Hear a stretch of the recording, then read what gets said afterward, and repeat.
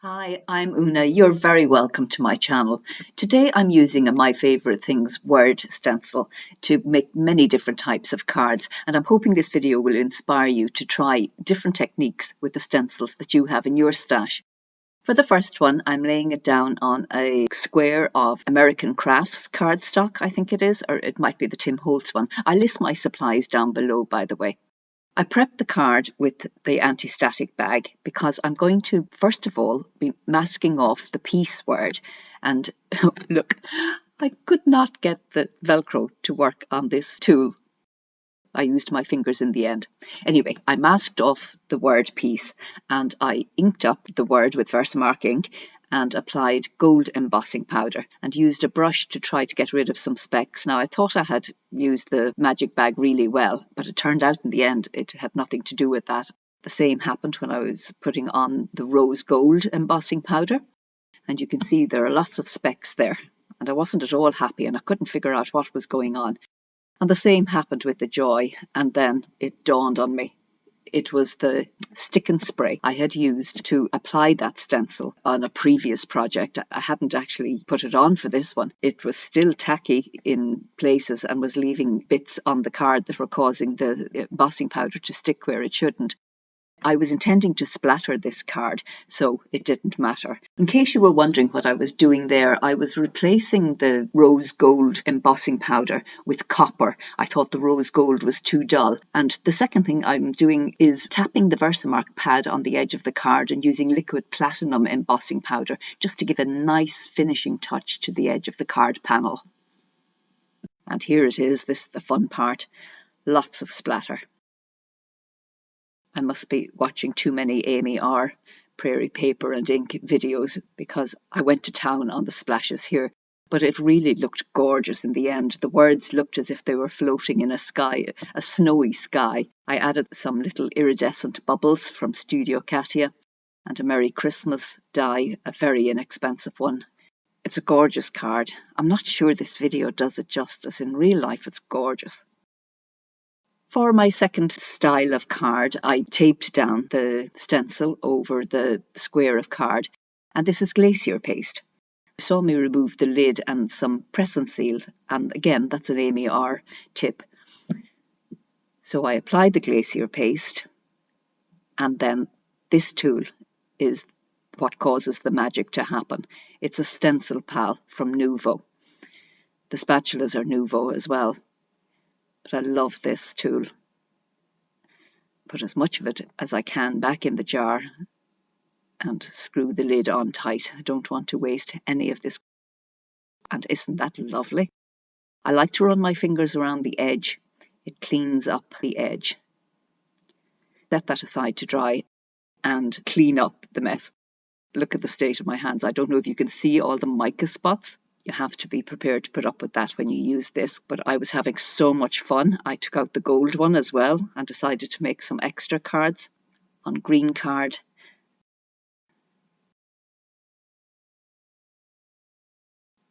For the last one on red, and I think they're absolutely gorgeous.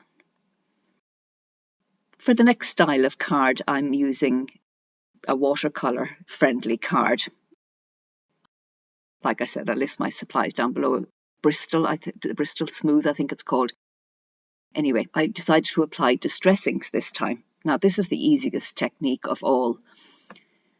I'm using antique linen for starters. And then I inked up the little hearts with spun sugar, the trees with bundled sage, and the O's, the centre of the O's with tumbled glass.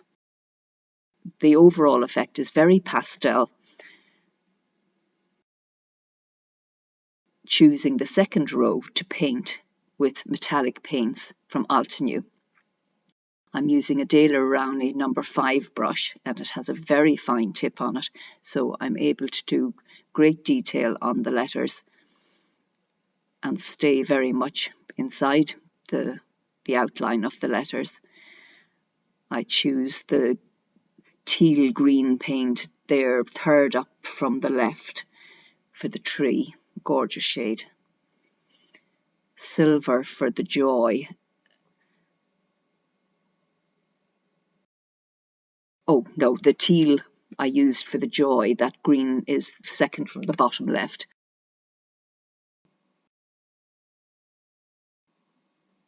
I cut out the panel with my A7 waffle flower dies. And now I have the perfect size panel for my card.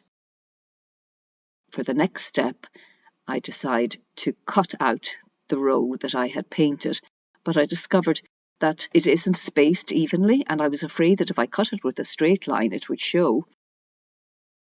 So I took out this trimmer that I've had for, I can't remember how long. It cuts a decal edge, and you can lock the paper in place on it. I had not used this for 15 years, I'd say. And I was glad I thought of it, because I am definitely going to start using it more. I think it gives a very fun edge to the paper. I thought this was a really cool look. There's so many things I have in my mind now to do with this. At this stage, I decided I was going to turn this into two completely different styles of card. Now, I wasn't brave enough to go with the black pen for starters.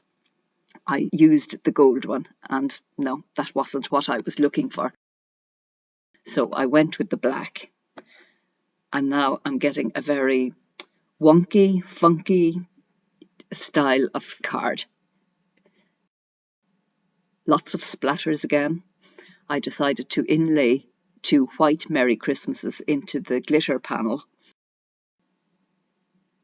Popped up the top piece with foam tape and added a matte silver Merry Christmas, which was matted on 3 layers of card. I was really delighted with this. I don't know what you think.